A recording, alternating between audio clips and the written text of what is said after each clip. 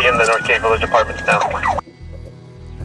Well, I can tell you it's been a very, very dangerous and extremely fast pursuit. They've been chasing that van right there. Now, It's exactly what he's doing. Are you Googling the laws right now? Henderson Police Department's SWAT team responded to the scene and set up a perimeter around the condominium. I travel in and out of time zones. And the 3 key rules for a criminal defense lawyer: always on time, impeccably dressed, and occasionally sober. The yellow sports car up ahead won't stop. Then something happens you might expect in a Spider-Man movie. It wraps around the tire of the fleeing vehicle and stops all forward motion. Objection, asked and answered.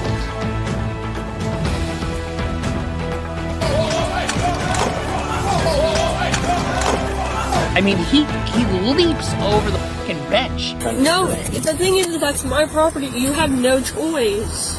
Actually, I do, because I found friggin' Xanax bars on your driver's seat. If you want to explain something, explain those. Cops get very frustrated when you don't answer their questions. No. Step back forward!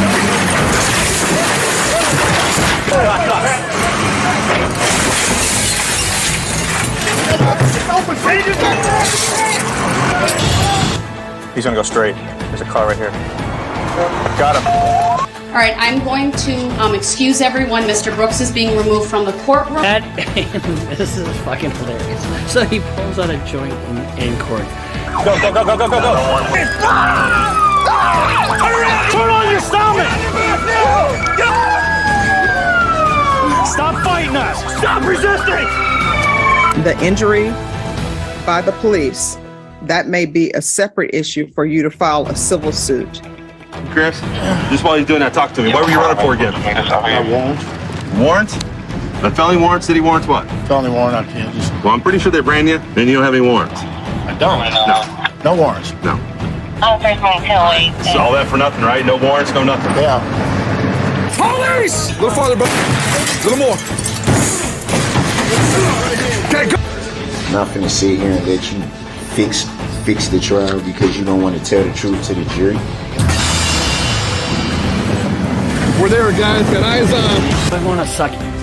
Yes, I think I would like to suck your dick. I don't think so. I prefer not to. I prefer not to, sir. See, that I love that. So do you wish to say anything? No, ma'am. All right, thank you.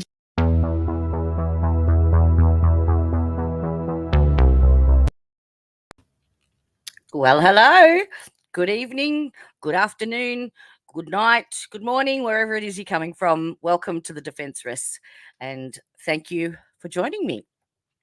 If you're live in chat, please feel free to post your comments and theories and anything you like, any of your opinions, but just keep it nice. That's all I ask. Yeah, you won't get a chance to do it twice. All right. So today I'm going to do good morning, Nikki from California.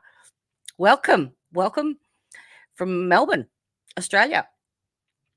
So today I thought, seeing as the trial is not on for the rest of the week, I have a couple of things up my sleeve that I would that I've been working on. So I did a quite a detailed timeline going through all of the trial testimony and phone records and other research and stuff, and I've narrowed it down to like a 30-minute time period where it's the most important,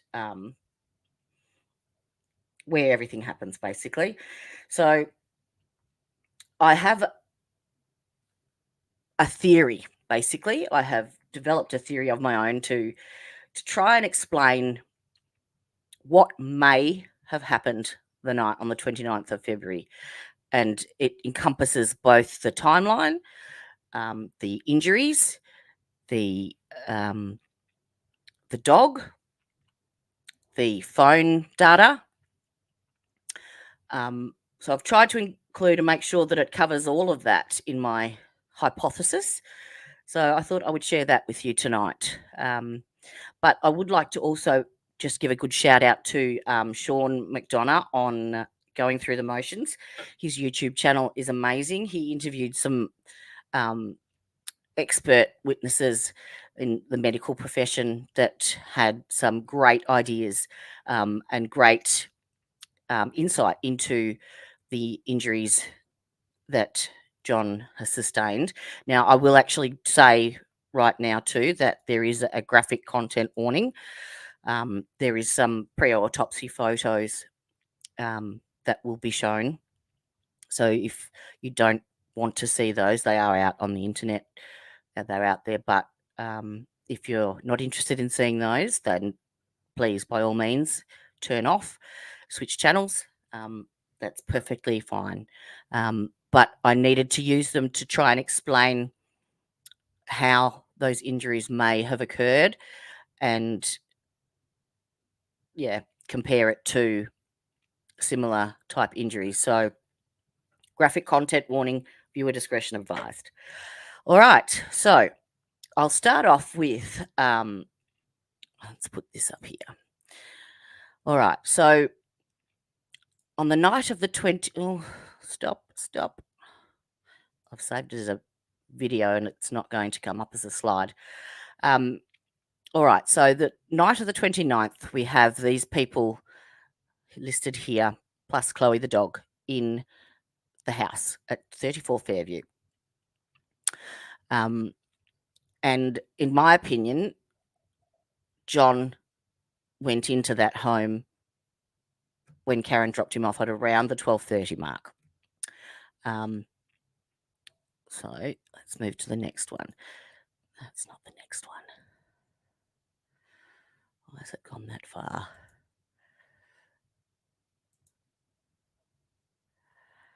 I think I might have saved the wrong one. I did. Hang on a moment. Let me go back and find the right one.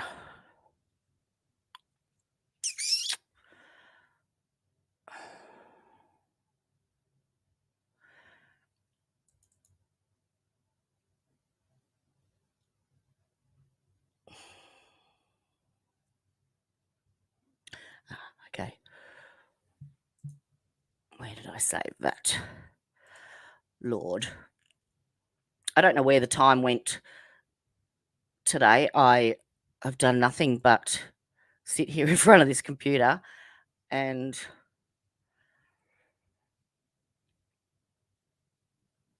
saved it in 2 different formats.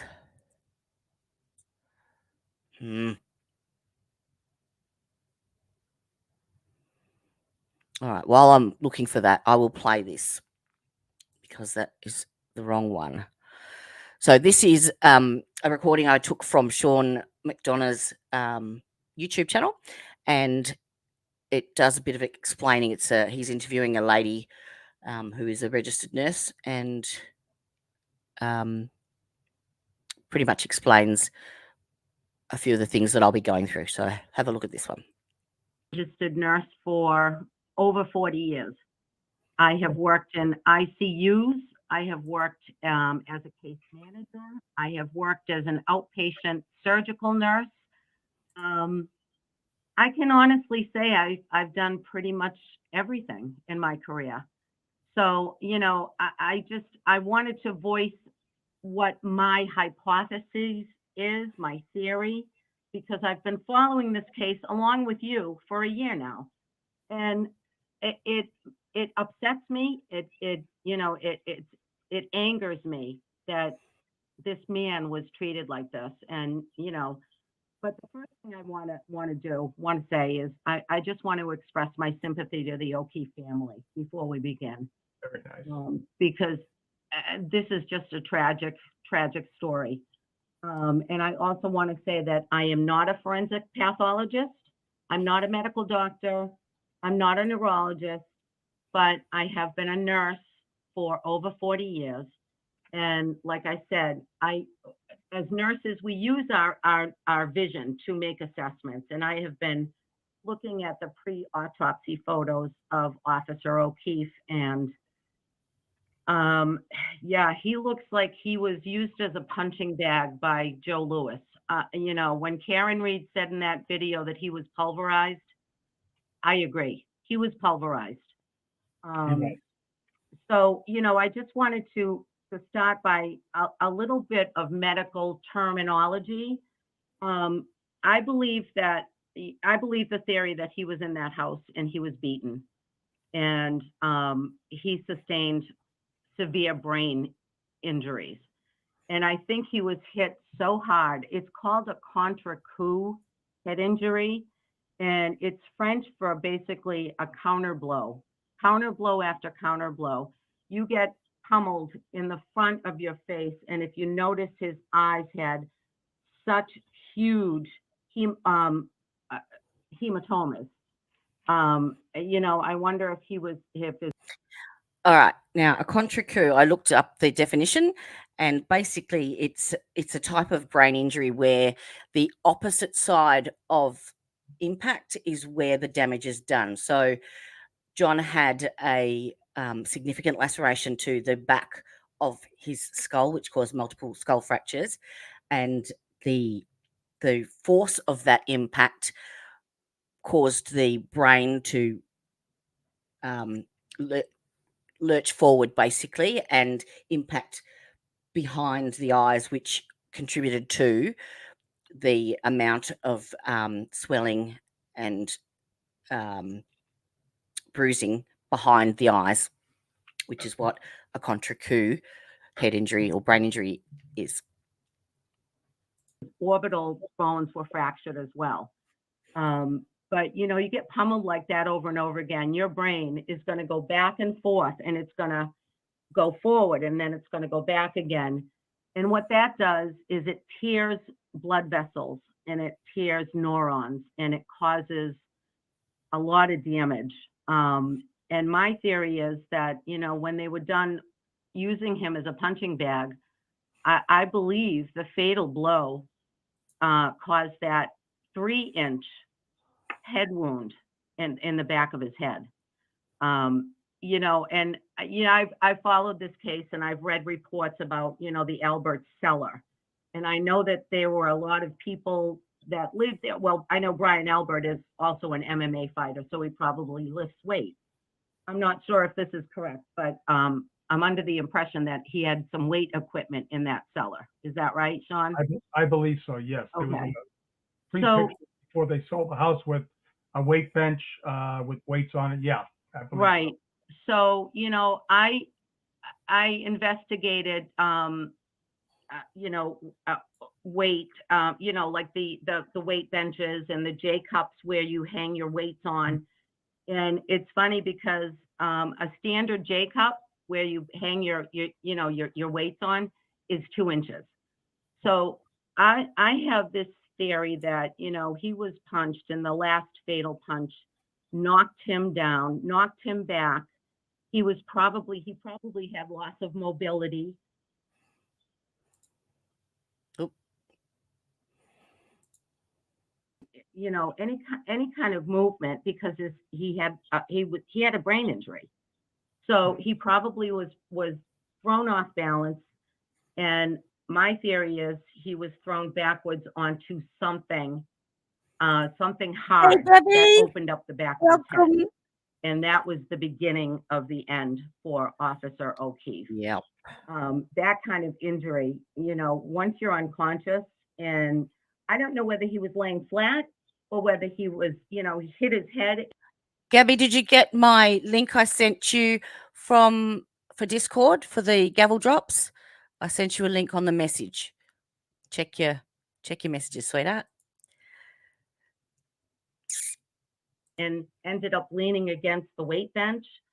But either way, you get 750 cc's per minute pumped to your brain. So he is going to lose a lot of blood. Yep. And not only that, once you're unconscious and you have this severe brain trauma, the first thing usually your body does in response to that is it vomits. Yep. You know, if he was upright in any way, now the medical examiner's report said that, even though it hasn't come out officially, but apparently there was reported that he had vomit on his underwear and on his pants as well.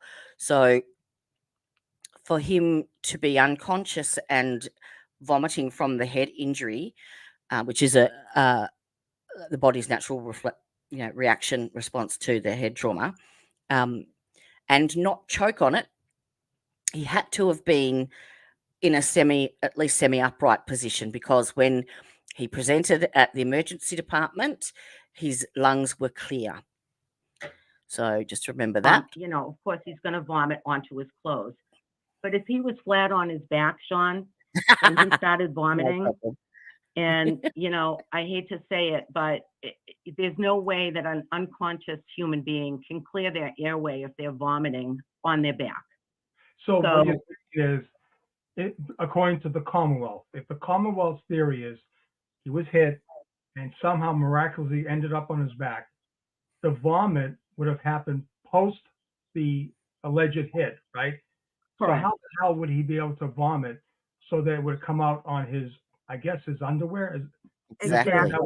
That's probably an impossibility then, right? And that's why I think, there must have been a weight bench down there, and he must have, the contra coup, basically there's another type. It's called coup contra coup. And that means once your head is slammed against a stationary object. So I think whatever caused that wound in the back of his head was that stationary object. He might have slumped down. Maybe he was in a sitting position and then started vomiting, because I heard he had vomit down his pants as well. Yeah. And then, after that begins, then the seizures start. So, and I have a feeling that these people in the house, or, the first responder that was in the house, thought to himself, oh shit, he's having a seizure. Brian Albert is a Boston police officer. He has some training in first response. I can tell you right now, once John probably seized, he was in panic mode, because Absolutely. with that kind of head injury, you don't usually come back from it. Well, the early indications that we were getting is from some pretty good source information. It had to be people right in the house, that he was unconscious, somehow gained consciousness, started convulsing, and then he threw up, just like you just described. Right. And the first responder that was in the house thought to himself, hang tight, I've got my theory. He's having a seizure. Brian Albert is a Boston police officer. He has some training in first response. I can tell you right now, once John probably seized, he was in panic mode, because Absolutely. with that kind of head injury, you don't usually come back from it. Well, the early indications that we were getting is from some pretty good source information. It had to be people right in. Oh, and I double recorded that. Sorry. Unconscious. All right. So let's have a look at my theory. Now, the only way I could save this was to present it as a video. So I'm going to have to pause and start it and pause and start it. So we know these people were in the house, but it's the time frames that a lot of them, or not a lot of them, we can't confirm Brian Albert. We can't confirm Brian Higgins, as their phones miraculously disappeared. So I've gone on the timeline of what their testimony has said with regards to when they arrived and when they left. All right. So, and in my opinion, Chloe was there too. So my theory is, let's go to the next one. All right. So we have the 34 Fairview Road, we have the house, and we have the vehicles where they were apparently located. So as per Karen's timeline, she arrived at about the 12:15 mark, and I think they had a bit of an argument as to, because she didn't want to go in. John's decided he's going to go in without her. He goes inside. She ums and ahs for 10 minutes or so and leaves, because there is CCTV footage from the city library that was given to the prosecution in a digital format, and when it was supplied to the defense, there was a 2-minute period at 12:28, between 12:28 and 12:30, that was missing, and it had been burnt onto a CD format for the defense. And 12:28 would have been the time that Karen Reid's car would have driven past that city library on her way back to the meadow, and it would have shown her intact tail light. So that's the timeline that I've gone on with regards to her presence there. Now, Ryan Nagel, Julie's brother, him, Ricky, Ryan, and Heather arrived at 12:20 to pick up Julie, and she decided that she was going to stay. But all three of them said that they did not see Brian Higgins' Jeep there, and he says that he left at approximately 12:30. So keep that in mind.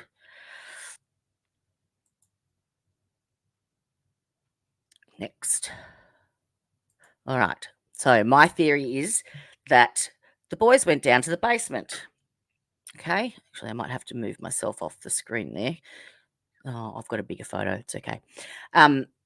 So I think the two Brians were downstairs looking at the photos down in the basement. And I've put a picture there of the basement at Brian Albert's place. And I reckon that they'd set it up pretty much like, a man cave.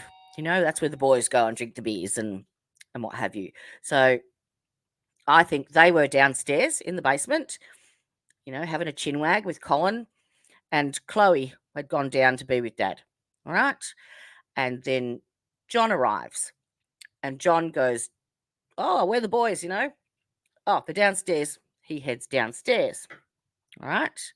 Stay with me. Stay with me. Next one. Okay. So, as I said, graphic content warning, just be wary. I have to move myself off.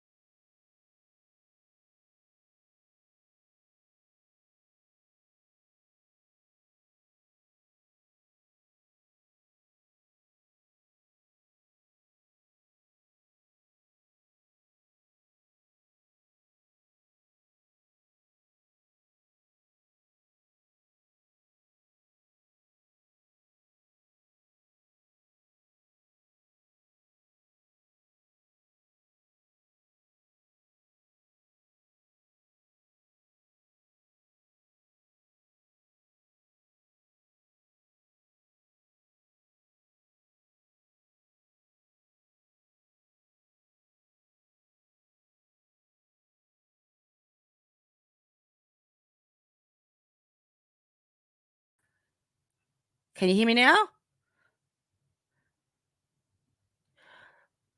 Bugger. How long was I on mute for? Probably as long as I took myself off the stage, yes?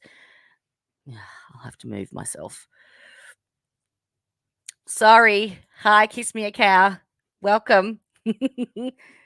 Thank you. Yes, I took myself off the stage and so that you could all see the picture, and it apparently muted me. All right, I'll start again. Right. Let's go. So we go back one then, shall we? We'll go back to the basement. All right. So it's my belief that the downstairs basement was set up with the home gym, but I reckon it was set up like a man cave, basically, for the boys to go down and have their. I know, I'm an idiot. For the boys to go down, do their boy stuff. So I believe when the two Bryans got back from the waterfall, they headed downstairs to look at the photos or whatever it was. And Colin was down there, and Chloe's gone to go with Dad. Hey, Angela, welcome. I've got my I'm doing my theory, my hypothesis on what happened. So, but there is a graphic content warning. So if you're just joining us, graphic content. All right, so just beware. Okay, so the boys are downstairs. John arrives. Let me get to the next one. IT tonight is not working with me. I tried to save it as slides, but it wouldn't save it in the right format. So it's now a video. Okay, now how do I move myself out of the way? Let me try that one. Okay, at least you can see the pictures now. So this is the basement of 34 Fairview. And I've circled these for a reason. So at 12:21, or between 12:21 and 12:24, John's phone shows that it ascends and descends 3 flights of stairs. So I believe he's turned up at 12:15 or whenever it was. Karen's phone was, here it is, between 12:15 and 12:30. Karen's car is at 34 Fairview. John's gone in by himself. She didn't want to go in. They could have argued, I don't know, but yeah, there is as I said, the 2 minutes missing from the City Library video CCTV footage. Mind you, no footage from anywhere up the street, across the road. There is, if you go on to anyone that's researched the case, pretty much they've done a walk up of the street and shown all of the CCTV cameras across the road that would have had a clear view of the comings and goings, and none of it was ever recorded. So he goes downstairs to see the boys, okay? Then he's realised, oh, bugger, I forgot my beer. I'll go and get one from the kitchen. So off he goes upstairs again to the kitchen, grabs a beer, runs downstairs again. That's 3 flights of stairs, all right? That explains that. Now, just remember these here. Okay, I'll come back to it, but just remember them there. All right, this is my theory. So at 12:10, the two Bryans arrive, and Colin Albert, they go downstairs to the basement, and Chloe follows along. At 12:13, the McCabe's leave the Waterfall Bar. That is off Jen's phone extraction. 12:15, John and Karen arrive, but only John goes inside. 12:18, John calls Jen's phone back because they'd been texting and calling, and it had been answered. So he was alive at 12:18. 12:20 is when Ryan, Ricky, and Heather arrive to pick up Julie, and none of them see the Jeep owned by Brian Higgins. 12:21, John goes downstairs to the basement to see the boys, as I said. 22, he goes back upstairs to get a beer from the kitchen and returns to the basement, and that accounts for the 3 flights of stairs that show on his Apple Health data. Now, from then on, something triggers an argument between John and one of those 3 men, whether it's Brian Higgins bragging about the text messages to Brian and John overhears it, or someone said something. I don't know. That's my thought, but something starts an argument between John and someone else, and a fist fight ensues. Now, it had to have involved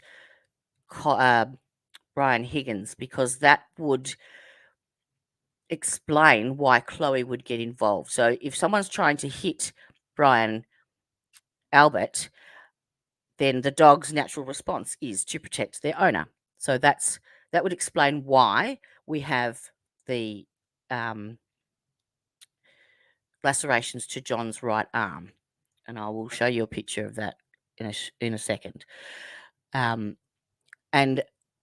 at some point when he's hit in the face, he falls backwards, and that is enough to push him backwards and hit his head onto that gym equipment that was there. Now, I'll go back that one. If you have a look at that, I'll see if I'll do it full screen in a second, and then I'll come back to it. But those bars where the weights sit is pretty much 2 inches, which correlates to the size of the laceration on the back of John's head. Now, as we all know, head wounds bleed like a stuck pig.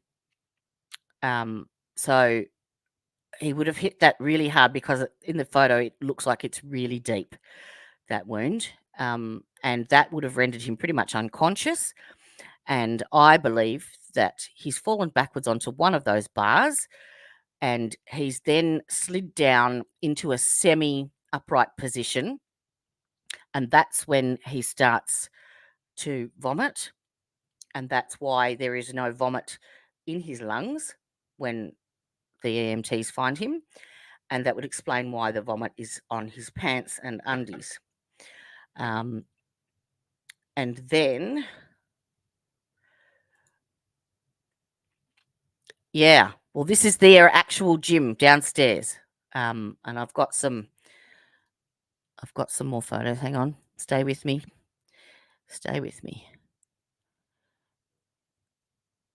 All right. So I'm going to have to make that big. So he falls backwards onto the gym equipment, and that renders him unconscious, but leaves him semi-upright. And then at 12:32, that trauma, the head trauma, causes him to start vomiting and start having a seizure. Now, that seizure, I think, is what the 36 steps on his iPhone records. That's my theory. And I think he may have had that phone in his hand or in his pocket or something, and the 36 steps right then were the actual seizure that he was having. And from that point on, I believe that the phone was initially switched off by whoever was in the room. My theory. Next one. So at this point, Brian Higgins, who is now a witness, an accessory, and Jen go into damage control. All right. So Jen manages the teens upstairs, and Brian heads to Canton Police Department to monitor the situation and all the activity that goes on. Why else would you go back to work on your day off? Just saying. 1:47, Jen and Matt leave to take Julie and Sarah home. Now, I don't know what the conversation has been with regards to them, but something, I mean, Brian Adams obviously has some weight in the community, and who knows what was said to them to get them, this is my opinion, to toe the line. Now, I think John was in that basement until after the last plough driver went through, Lucky Loughran. So once that was done, there was an F-150 parked in the front of the Albert's house that was testified to on, was it Tuesday? Wednesday, the last day we had court. And I believe that's when they moved John from the basement up to the front lawn and placed him there. And then his phone was placed back underneath him. Excuse me. Now, this is the actual spot where they removed John's body from the front lawn of 34 Fairview. And it explains why there is only the photos to your right are the spot where John's head was found, or was placed. And it explains why there isn't a great deal of blood there, because that would have bled a ton, especially because he'd been drinking as well. And we only have a few splats and splots here and there, and that does not correlate with the size of the head wound. What have you got? Yeah, it just makes sense. I mean, why would you ascend and descend 3 flights of stairs? The only thing that would be is, oh bugger, I forgot my beer upstairs. I'll go and get it. That's what I was thinking anyway. And it's only as I said, it's only a theory. A theory backed up. Oh, okay, cool. Share, please share. Yes, let's hear it. And Nikki says, "Good morning." All right, yeah, write it, pop it in chat, and I'll let me just get through this, Angela. And if you've got StreamYard, you can put your email address in if you're happy to in chat, and I will send you the link to the stream if you like. Let me just get through this a little bit first. Right. Next one. So this is 7:30 the next morning. Now, does that look like a crime scene to you? Because it doesn't look like it to me. No preservation of evidence, no crime scene tape, no cop cars, no, evidence in the plastic cups, no search or investigation done inside the premises. And because it was in the basement, nobody went down there. No, there was no visible signs of any wrongdoings in the kitchen where the rest of the family was interviewed by Trooper Lank. So that explains that. Next one. All right, yeah, graphic content warning, okay? So these are the pre-autopsy photos taken of John after the failed attempt to resuscitate him. So as you can see, he's been intubated. He has a neck collar on. He has defibrillation pads on, which means they tried to shock his heart. I don't believe he was alive when they found him, pretty much. I don't believe he was. And you can see the blood, the hematomas behind both eyes, which could be explained by either being punched in the face, but it could also be explained by, as I said, that contre-coup injury where the impact reverberates so hard from the opposite direction, and all of the impact damage is done at the front on the opposite side of where the impact was. So now, as they tried to warm him up, they tried to do everything, but I'm the medical examiner that testified did a terrible job of explaining what they did and why they did it in the resuscitation in the ED. So I'm in the process of doing a more explanatory, detailed explanation of what they do in resuscitation, because I was a registered nurse for 12 years. I worked in intensive care and coronary care. So yeah, I'll try and explain it, what they're doing, what they're looking for, what their priorities are, and why they didn't do other things like do x-rays and stuff. I'm glad you're enjoying it. It's been keeping me up at night.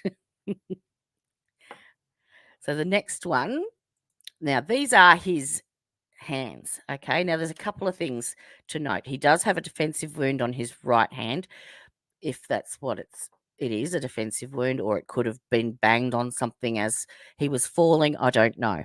But the important thing to note here is that his hands are curled up into that clench type fist. Okay. Now that's not from punching. That is also the body's natural response to a massive head trauma. The hands naturally curl up into that position. Okay. So if you notice, both of his hands are in that same position with the fingers curled in. Now, normally it's the position where they come up and curl here to the chest.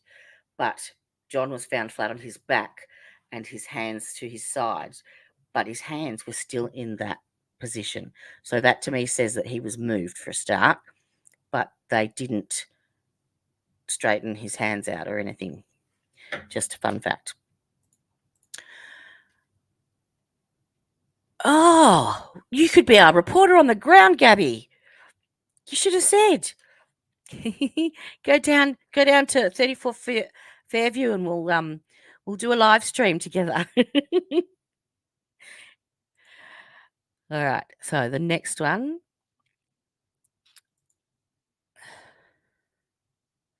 Come on. There we go.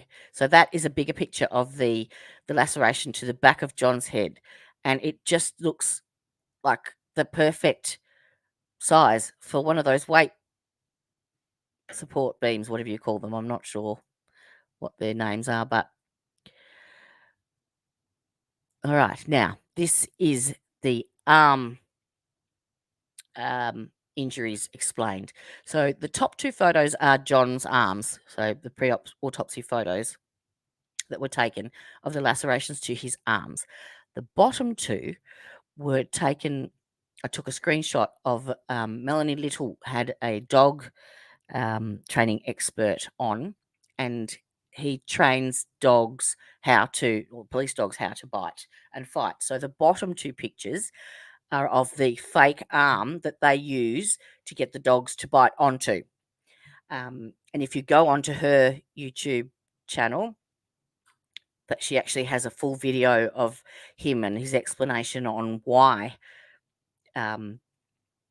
they look like that. Basically, the dog is taught to bite and pull back, as well as the fact that our natural instincts too are to pull away from it as well. So that's why instead of looking like they're an actual puncture wound, they become a tear, a laceration. There is a couple of puncture wounds in the top left-hand photo, but the majority of them are a laceration type wound. And you can see that they're fairly similar as to what John's injuries sustained.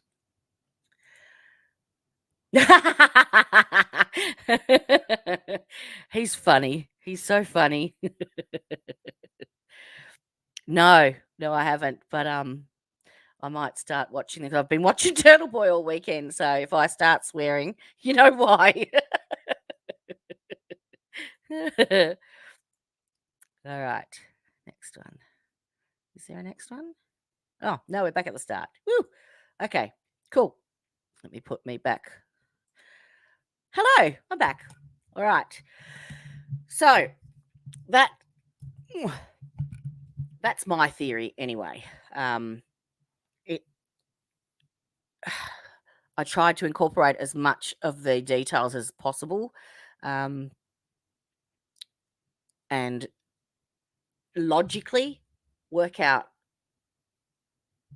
what was happening and why we have different injuries that are sustained, head injuries and then lacerations to the arm, because in my opinion, let's face it, I don't believe that any of those injuries were caused by a vehicle pedestrian accident. His size, there was no lower body damage, no skeletal damage from the neck down, basically, which is what you would definitely see if a vehicle was to collide with a human body. Good invention. Thank you, thank you. um, so I was going to go through now. As I said, Sean McDonough is this retired DEA supervisory special agent. He worked hand in hand with Turtle Boy at the beginning, and Turtle Boy is the investigative journalist, and Sean McDonough has the contacts from, his ex DEA. So between them, they came up with quite a lot of the evidence that the defense is actually using, including, the photograph of Jennifer McCabe's car outside of the Proctor's house. That was Turtle Boy. So the first video that I played was Sean McDonough interviewing a registered nurse and her opinion on his head injuries. And this one is, he actually ends up with, I think, 4 medical professionals that he interviews. And the third lady is extremely informative in her assessment of what happened. She's a wound specialist as well. So I thought I might share that with you guys, and you can have a look at that because it is really interesting. And do go over and like his page, Sean McDonough. It's the, what's it called? Going Through the Motions. He has some awesome videos over there. He's a funny, he's very animated. But yeah, especially if you see some of the interviews he does with Turtle Boy, it's quite funny. All right, let's watch this one. And go. A very, very special guest also. Her name is Kim. And, well, let's bring her on, okay? This is Kimberly. How are you? I am good, Sean. This is, I'm sorry. Listen, are you enjoying the back and forth? I'm obsessed. I actually was thinking to myself, I don't know how I'm going to come on. I should have gone first because Mary and Kendra were so good. They really are excellent. So like with Mary and Kendra, Kim, why don't you go ahead and give a little something about yourself and who you are, where you're from, and what you're doing, and what you plan to talk about. Absolutely. So my name is Kim, and I have been a registered nurse since 2012. Before that, I was an LPN, and I am a wound certified clinician, nationally recognized. And I'm from Massachusetts, and my family is a family of law enforcement. And this case has been particularly difficult for me to wrap my head around, as you know, Sean. This has just been, initially I was like, there's got to be more. There's going to be more. It can't be what it looks like. But with the additional information that has come out, with all of the documents, with, the beautiful coverage from you, from Turtle Boy, from LTL and Melanie Little, I got right back in it in November and have been, really invested since. Good for you. That's great. Yeah. So I just wanted to, oh, sorry, go ahead, Sean. I'm sorry. So what was it about the case that grabbed you? Oh, I want to ask you. So was it being from a law enforcement family, right? Is it a sticking point with your family as far as, the whodunit versus, guilty, not guilty, any of that dynamic going on? Because it was very hard for me. I will tell you. Initially, for me, as a law enforcement, 35 years, it was very hard for me to accept the fact that something this tragic could be covered up and literally be done by other cops. It just blew my mind. How could another Boston cop be participating in a murder of another Boston cop? And it was very bad. It was hard for me to get to the point I am right now. Heartbreaking. But once I did, forget about it. It was so overwhelming to see how bad this case was. How about that dynamic with your own family? So my grandfather was the first motorcycle police officer in the town that I'm from in Massachusetts. And then my dad was a 25-year veteran. And the older generation, I have seen, Sean, there be a huge disconnect, like shut your mouth, don't, like, better kind of. And the younger, like I would say like millennials, like, are more apt to say, well, like this is not adding up. And if somebody's doing something wrong, the thin blue line seems to like nobody's going to cross that the younger that they are. I have seen within my family. Okay, great. Yeah. Well, that's great. Well, the floor is yours. You just impart whatever you feel necessary. Okay. Thank Thank you. So Mary covered everything that I thought I was going to cover as it relates to loved her theory, love her experience of, 40 plus years. Incredible. Kendra hitting on the, psych aspect is like unparalleled. And I actually do have, I did 10 years of VNA nurse, when my kids were little. So I did a lot of specifically dual diagnosis patients, meaning that they had physical issues, but also mental health issues. And I work closely with the VA in that capacity as well. Okay. So I really wanted to talk just about a couple of things regarding, the scene from Officer O'Keefe being found on 34 Fairview, and then kind of go into the office of the ME office for Massachusetts. That would be awesome. Okay. Awesome. So Mary so incredibly went over the positioning in which Officer O'Keefe was when we see those pre-autopsy photos, that it's called a decerebrate. Like your arms are like this, but they should be up here, right? And that's with a brain injury. And I noted when observing those photos that his arms are extended, but still in that almost claw fist condition. So that leads me to believe that if he had been hit by a vehicle at 24 miles an hour or whatever, the DA claims today, and thrown the 12 feet, and not moved at all, just landed in that supine position, right on his back, then he would have gone up into this retracted state. For his arms to be down makes me think his arms were moved, okay? And this is before rigor set in, and before January 31st, when Irene Scortibello completed that autopsy. Right. So I just wanted to throw that out there, that his natural reaction would have been an internal rotation. Okay. That makes perfect sense. Wow. Yeah. That's beautiful. Wow. Thank you. And then I also, when looking at the autopsy from Irene Scortibello, there are so many things here, but we know that she opined that he had several abrasions to his right forearm, 2 swollen black eyes, a small cut above the right eye, a cut to the left side of his nose, and an approximately 2-inch laceration to the back right of his skull, right? And he also had multiple skull fractures, which resulted in bleeding of the brain.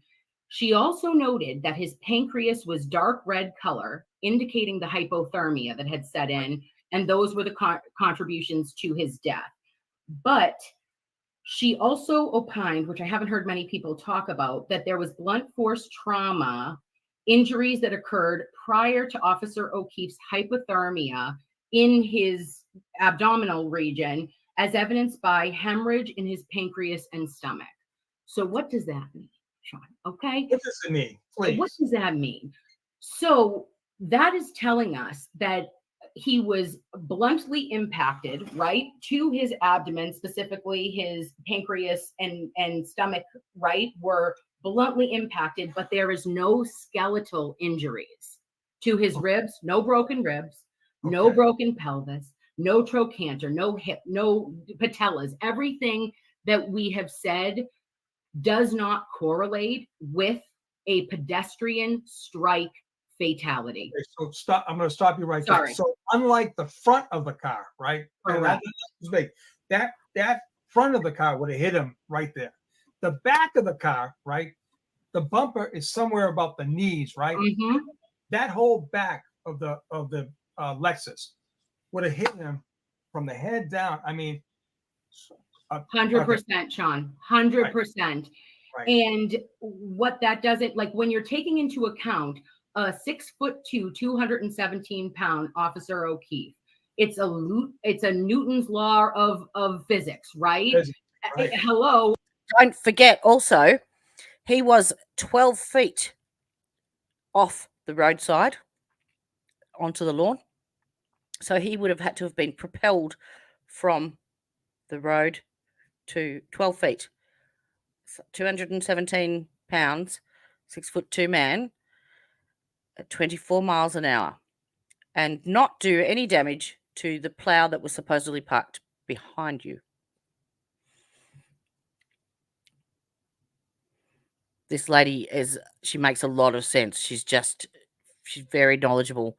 Like, we Very know interesting. that high energy impact, the damage to his body would have been catastrophic to his skeletal versus in the back, like an occipital laceration that ended up, causing a brain injury, right? Right. So that's what I just wanted to say on that. Well, that's a great point. And let's talk about this. Yes. And I said this sarcastically, but it pisses me off. It really does, Kim, because this Commonwealth, these detectives are trying to tell us that this vehicle was so smart. And I was sarcastic. Injuries, neck up, his right arm, and the backs of his hands, right? Right? Yeah. Is it right? Yeah, right. Right. Yeah. Right. How the hell does the car selectively hit you at different places? It's impossible. I get the back of the head. He's going to hit something, but where? Yes. Where? Not the car. And why would At you get 24 miles an hour. If his head mark? was impacted, like this other guy says he wants to say, picking up a friggin' cocktail glass, his head would have had, like you said, cash at 24 miles an hour. Absolutely, bang, right to the head. His head would have been crushed. Yeah. I will just mention too, in saying all that and going through my theory on what I believe had happened, lost my train of thought now.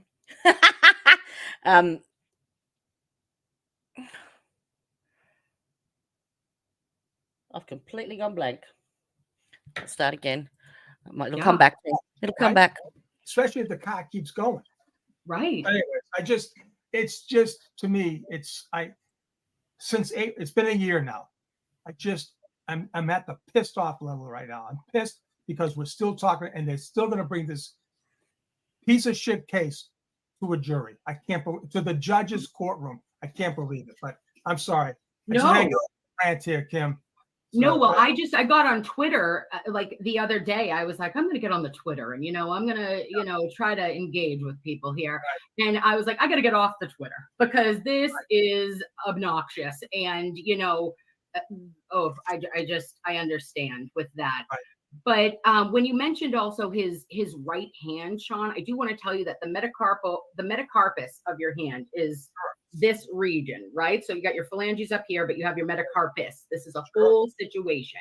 Right. And when we talk about the bruising that was only on that hand, right. We know that that's a defensive wound, but it's not documented as a defensive wound. No. And our eyes would tell us like, like make it that's not feeling genuine. It's not even a place where you would be bruised from a punch because the force of a punch hits the front part. Where's my camera? The front part here. That's where you would have bruising on your knuckles, not the back of your hand. So I think that was probably something that he's either, as he's been hit backwards and fallen, he's banged it as he's fallen. it may well have been one single punch. And that's what I was going to say. Having said all that with my theory, I don't believe that it was premeditated. I believe that it was an accident. I don't think that they purposefully lured him over to 34 Fairview to, beat the shit out of him or kill him or whatever. I think it was an accident. Things got out of hand. Someone hit him too hard. And it was an oh fuck moment, and they just went into cover up mode to save their own asses. That's my opinion anyway. And the Otherwise, they other would have been huge way better portion for organised. me was I have, unfortunately, in my career, reviewed many an autopsy and been involved that's the other in. thing too. The medical examiner is supposed to be an unbiased opinion. They're basically just there to report the facts of what they find, because that's what's in front of them. And you've heard in every trial the medical examiner being questioned, and they say, it's not my job to make assumptions. It's my job to just report the facts, basically. And yet this medical examiner made a comment that it didn't look like he had been in a physical altercation, in a fist fight. So, yeah, there's that.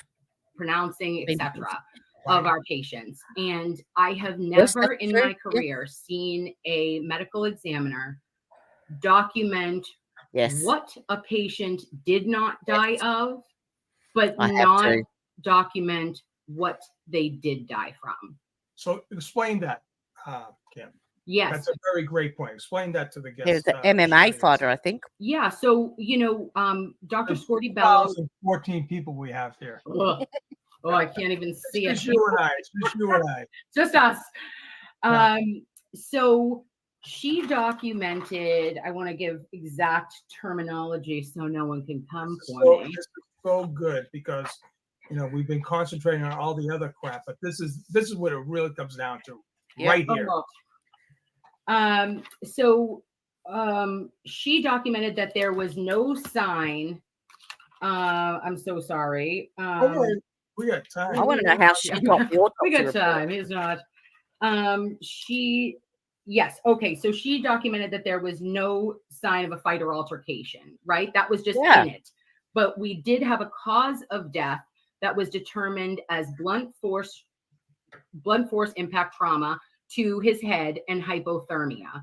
The manner of death is determined in the courts as undetermined, right? And the DA is asking for that to be, excluded because they shouldn't be able to talk about that. Yeah. But she did not opine that it was a motor vehicle accident, right? Anywhere. Right. Not to the grand jury, not to anybody, as it's been documented via, the prosecution's motions. There's been no information of that. And it was not designated a homicide. And that just lets us know, Sean, it lets us know that somebody told her that he was not in a fight. Ooh. Like a winky wink? No, more dramatic, right? Hey. Right. And even if it was a common practice, I don't know because I'm not a medical examiner. I'm just a registered nurse. But what I will say is never have I ever seen a medical examiner document. I think Sean McDonough has a few contacts that he may have pulled a few strings, perhaps, just quietly. But yeah. Specifically, what you did not die from. Right. But you don't give us what you did? Yeah. That's crazy. Huh. So I felt like that was just so out of the norm. It's so irregular. Yep. Right. That it's who does that? Jaw-dropping. So, early on I made this assessment because my I only had 3 years as a crime scene investigator, but I did have, like yourself, many autopsies. And when we did have limited accidents and homicides, right? We always wanted the ME to be fresh eyes, not have any collusion with the facts of the case. It was, in other words, let him or her take the body and let the body tell the ME what the body died from. That is the whole thing about a medical examiner. I couldn't help myself, Gabby, on my thumbnail. I just had to. Yep. It's just like la la lolly. The forensic pathology is what dictates. That's why even in stupid. This is actually a very tame video he has on his channel. He's super animated and he really is passionate about it. And yeah, he's very funny to watch. I don't want to say about like Law and Order, but you always see the detectives going in. So, Doc, tell us. That's exactly what it should. And listen, I believe this. I believe those detectives wouldn't say, "Hey, by the way, it wasn't a domestic assault. It's a car accident." Do you agree with something like that? 100%.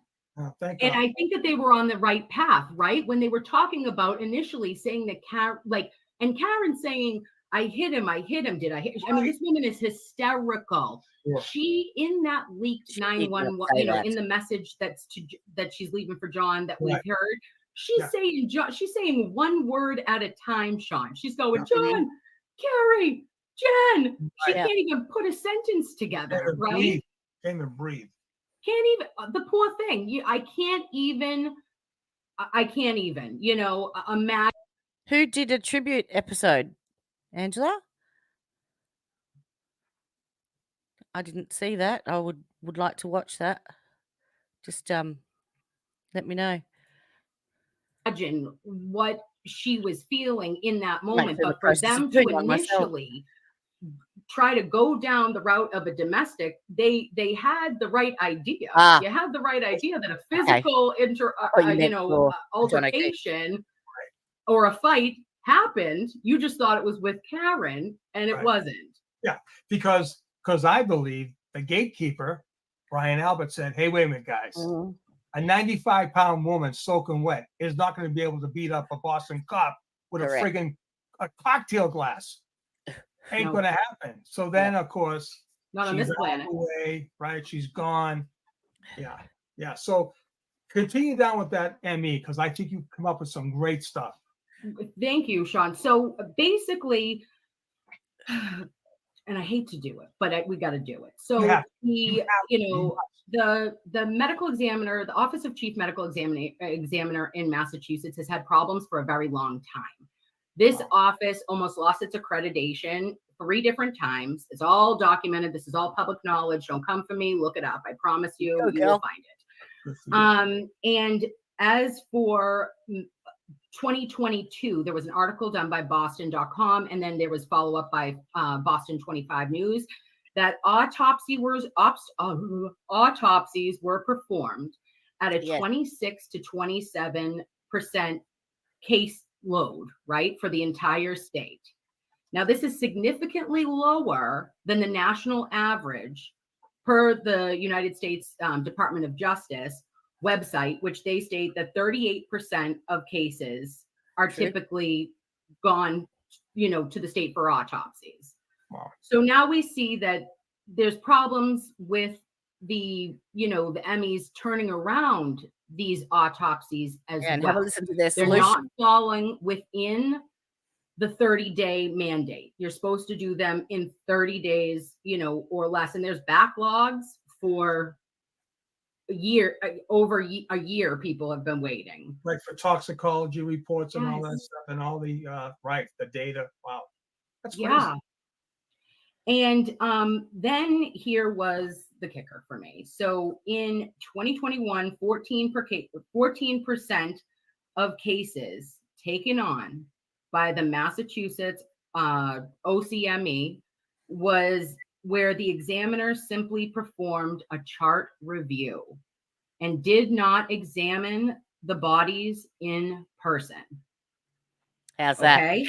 So what they are using is they are using a medical record from a hospital or whatever, and they are also using government or agency photographs. Wow. Well, how's that grab your ass? Okay, well, let me ask you a quick question. She's done her Yeah. research. We see those photos, and those photos are of John on a sheeted gurney, right? He's not on the steel, whatever they call that thing. And but they're told they're classified as autopsy photos. To me, that seems like there would be something in the ER prior to going to the medical. Why are they documenting those as autopsy photos? Could that suggest maybe they did this in this case? I don't know. It is very interesting, and I don't know that. I don't know that answer.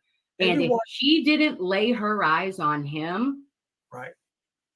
Yeah, I can't. Right, because everyone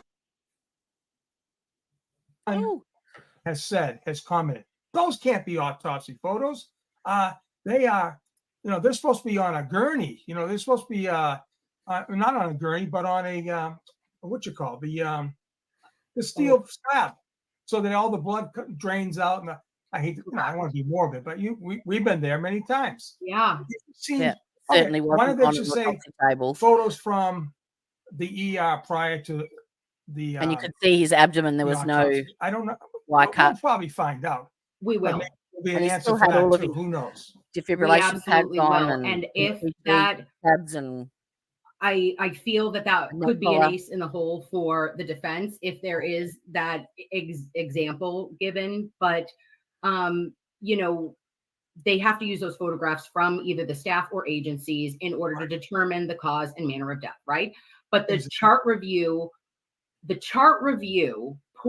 part of overall autopsies done in the state of Massachusetts doubled between 2020 and 2021 and quadrupled between 19 and 21 of them doing chart only versus in-person inspection.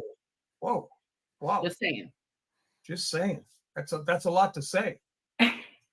And this was all like a new adopted method by the chief medical examiner. Her name is Mindy Hull, and she was appointed in 2017.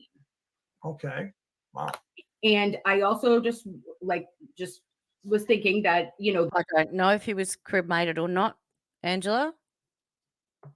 I don't know. If anyone knows, let us know. But yeah, it's a big wow. Big wow. That's why I thought I'd share it, because it just explains a lot of the background info and what was going on at the time and why there is such limited information out there. Yeah, if he wasn't cremated, they could, or they'd have to exhume. But yeah, I don't think the family would approve of that now. I don't know. That's a hard one. The office budget for the medical examiner has ballooned from $9 million in 2017 to $17 million in 2023. So more money, less work. More money, less work. Wow. Overwork, I would say it's kind of like underworked and overpaid into my next point. There you go. So the 2024 budget is 18 million, a little bit over that. And here was the kicker. We were talking about the less work being done, but overtime skyrocketed from 277,000 in 2017 to $712,526 in 2022. Wow. What are we doing overtime for, guys? Someone's making money. And it's Irene Scorti-Bello. I'm going to tell you what she. Oh my God! This keeps getting better. She knows what. Let's tell the truth. Yeah, well, this is just public. I didn't get you till this and morning, I did notice too. She's not on the Commonwealth's witness list or the defence's. This ME, she is not on there. Just saying. This is so good. Oh my God, I'm so happy. So, all right. So Bring us in with the big hit. So Irene Scorti-Bello was previously a medical examiner in New York. We know that. And per New York City public records, in 2017, she resigned. She did. She resigned. And her salary then was $199,643 per public record. That's nice. When she moved to Mass, her 2022, I picked the year of the autopsy that was completed, right? That made sense. So she made $290,000 on the books and $290,310. Yep. That is a 342.4% higher than other state employees. Although he is on the defense list. So actually, let me double check that. Let me just hang on. I know I saved it somewhere. Let's have a look. No, not that one. Not that one. Let's have a look in there.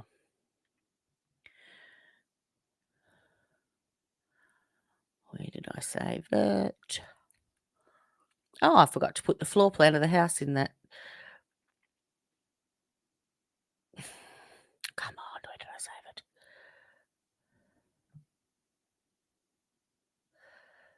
Oh, it's in Canva, I think. I think it's still in Canva.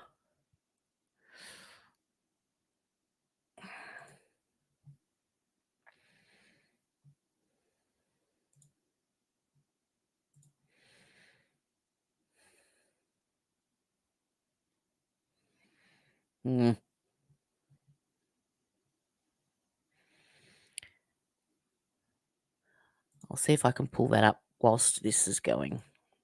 In Massachusetts. Right. And she goes from a higher cost of living. Let's face it. I was 28 years. I was dreading. Please, I don't ever want to be assigned to New York.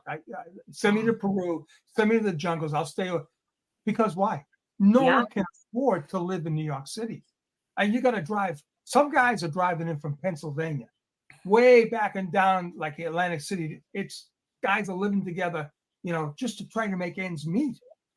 And then she takes a pay grade, right, upgrade, going from a high cost of living into Massachusetts. It's just amazing, just amazing. Wow. And then I also found it interesting because they're so short-staffed and they're struggling so hard, right, at the medical examiner's office in Massachusetts.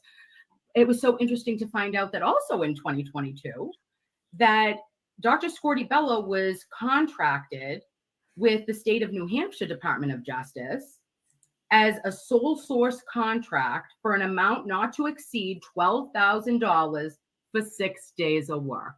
Oh my God. She worked August 27th, 28th, November 5th and 6th, and December 10th and 11th. Wow. But Massachusetts is unable to keep up with being in compliance, for the standard of care, the national set standard. The other states are, banging out 15% more. All right. Yes. So Elizabeth and Michael Proctor are on the defense's list of witnesses to call, as well as the district attorney, Michael Morrissey. So, there you go. Yeah, no, I don't think he's on the Commonwealth. They had 87 witnesses, 87, and the defense has 77. Annually, and she is going up to New Hampshire and helping out the DOJ up there, their department, which is by a projecting surface of an object, which could appear to be a torn laceration, or the third kind is a stretch laceration, which is just heavy blunt impact. Right. And that causes your skin to stretch the opposite way, right? Like, so you're getting that blunt force and then the stretching of the skin. So the type that he has would be indicated as type 2, a torn laceration, or they could be, when I look at those, I see after I watched Melanie Little's the expert she had on, I was like, that makes sense all day.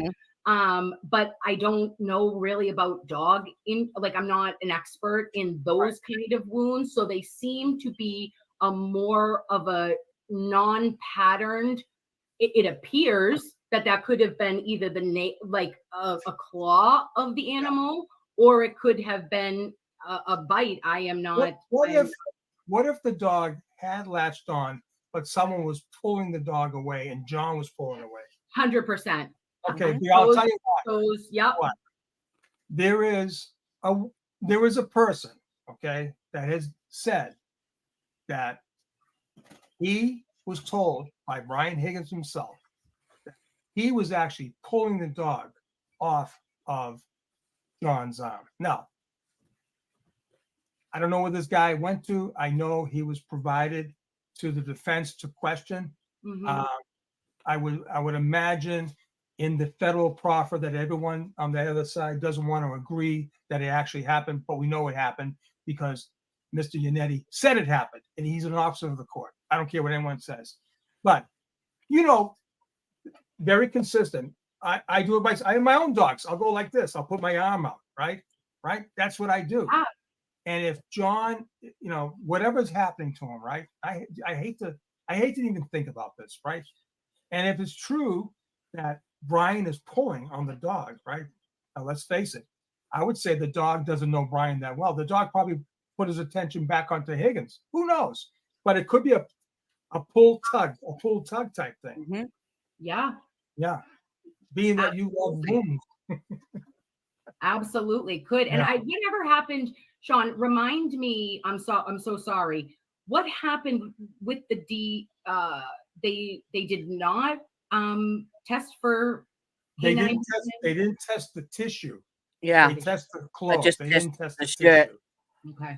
Surprise. They didn't test his actual skin or. Here's the other thing they didn't test for. They didn't test for other human DNA around the face area, like punching. Someone got, whatever. Mm-hmm. They didn't test for human DNA. DNA. Yeah. You're welcome, darling. Well, that's amazing. Any other little nuggets you want to bring up? I think you do. One more tidbit, Sean. I'm so sorry. I just wanted to say that as it relates to the area, I looked at the Canton PD, the report that they, the photos, right? The of where supposedly Officer O'Keefe's body was, where there was no snow. I mean, it's black and white photos. It's incredibly grainy. But then you see the blood spatter at the bottom two photos, and it looks to me, right, and I'm sure for you as law enforcement, that's splatter, right? And I look at that and I say, when Mary was talking about there being a significant pool of blood, it was reported that Officer O'Keefe lost over 50%, almost 3/4 of his volume, his blood volume. Right? Yeah. And your head is so viscous. If he is drinking alcohol, has this impact that they state, via the DA's theory? Where's all the blood? For him to be found where he was, there would have been so much blood in that frozen ground, right? It wouldn't have been your 6 solo cups. It would have been so much profound blood. I mean, granted, this is me assuming he doesn't have a clotting factor, like a medical condition. If he does, then that could change it. But he would have that would have been highly present, all contained in one localized area, and not had splatter as if there was someone being brought, right? Right. So that is the observation I had with that, because you see him on those autopsy photos laid supine on that, and you can see behind it that he's still actively bleeding, or was bleeding at the time he was there, on the paper that he's on. Paper, yeah, right, exactly. So where's the blood? Exactly. Yeah. Right. It's funny. Why wasn't it on Karen's car? Right, exactly. Well, I mean, they try to say they put, they had blood and some DNA. Well, we know how that got there. They had the clothes, they had the blood, the solar cups. They banged out the taillight. Let's face it, that's all going to get lost in down the road. That will get lost. I mean, I can't understand how they will try to put this case on. But anyways, real quick, I now that I know Mary was talking about, and yourself, how the blood would be spurting out. You know, there's two things I never got used to as a cop. The chest sucking wound, right? When you get shot in the chest and you just hear that gurgling and the blood is pushing out with every heart beat of the heart, right? And you can hear the gaping. I just hate that sound. And then the other is either a jumper or a car accident with the shape of the arms are in distorted, they're broken, and the knees up one way, and it just, those are two. But it did bring something back. That blood would be pulsating, right? Absolutely. It would be all over the place, all over, like a sieve, like yes, a sieve. exactly. Because I do have, as you were saying, every single heartbeat, every pump of his cardiovascular system is going to, from this way, right? It's going to be squirt. And not only that, he'd be because of the, assuming, blood, alcohol makes our blood thinner, right? Drinking beer. And he's got, a cut here. He's got a cut here. There would have been, I mean, for the love of God, right? He would have been bleeding like a sieve. And you would have been like, wow, this is overwhelming with the collection, right? Right. Well, you would think that was my whole draw into this. That was a botched crime scene. Even if they didn't want to get the house searched, officer safety should have said, "Hey, this guy's got no coat on." They didn't know he didn't have a coat on the night. We got to check that house. Maybe there's other victims. Maybe there's someone held in there. They weren't thinking. I don't know if they were told up front. I know there was a call made by Kerry Roberts to local hospitals and the Canton PD. Have you seen John? Have you had any calls for a missing person? Have you found this guy? He might have been drinking. I don't know if she said it was a Boston cop. I don't know if the telephone records will show, but there's a Boston cop in there. There's a Boston cop on the lawn. Maybe it was an ambush. Let's go in and find. Where's his gun? Could there be other victims? They should have hit that house just for safety, to check on the public safety, yeah, and the welfare of the occupants, and they didn't. So, yeah, that's a great. Well, listen, I mean, we know when you know, right? If you know, right? And we know why the seller was busted up. We know why, and like I said, it's pissing me off because for a year now we have to accept this. Thanks, Angela. Crap that these people are actually going down the line, the road. Notification came up on the screen. A sideshow. I call it a sideshow. When it finally gets kicked off, all the microwave trucks are going to be all over Canton. There's going to be microphones in everyone's face. It's going to be a sideshow. But they wanted this. And it looks like the defense is going to give it right back to them. So anything else before we bring the panel up for a Q&A session? Let's get those girls in, Sean. Yes, Kim, before, and we can continue. If it comes up, we'll continue. All right, Mary and Kendra, we're going to come up and bring everyone on. All right, look at this. Hi. Mary, are you on, Mary? Kendra? I'm here. All right, so before we get into the Q&As, all right.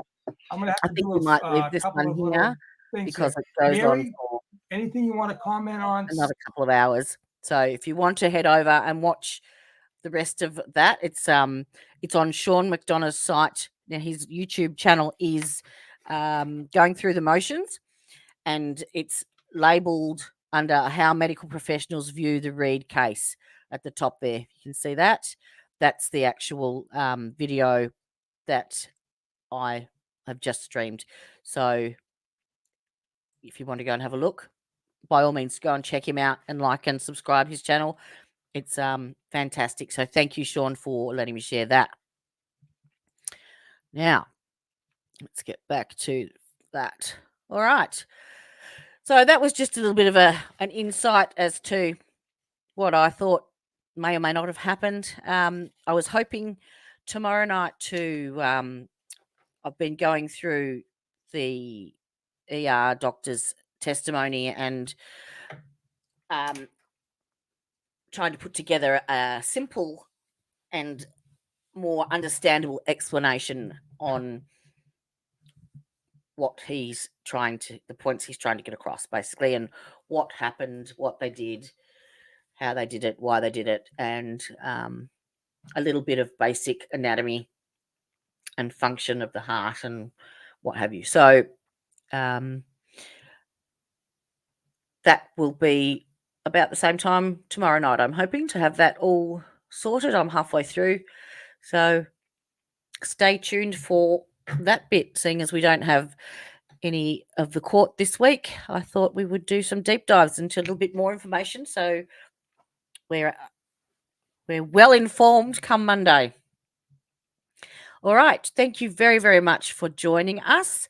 I am not a monetized channel. I am only a brand new baby in the YouTube field. So if you fancy supporting the channel, please feel free. I have a Buy Me a Coffee app that you can just scan the QR code in the top right-hand corner, and that takes you to a site where you can purchase moi a coffee.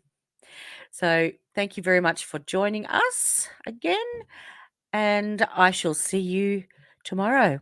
Stay well. Have a great day. See you then.